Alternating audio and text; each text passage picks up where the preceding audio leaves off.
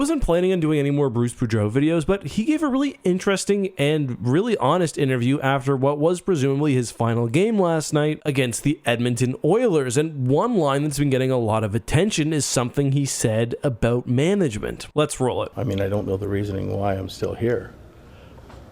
But maybe it's because the next games are Chicago, Seattle, and Columbus. But for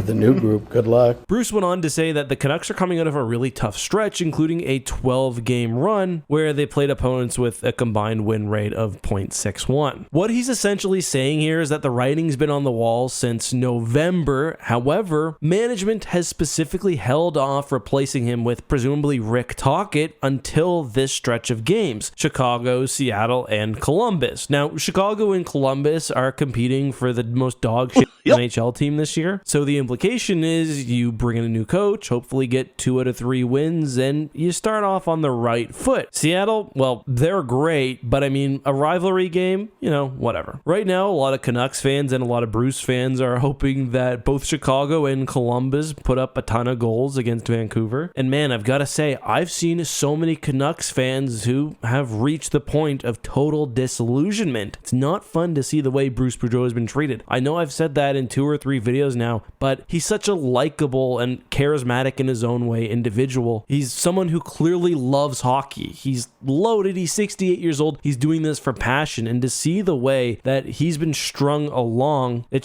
sucks. And this interview was incredibly emotional at the end.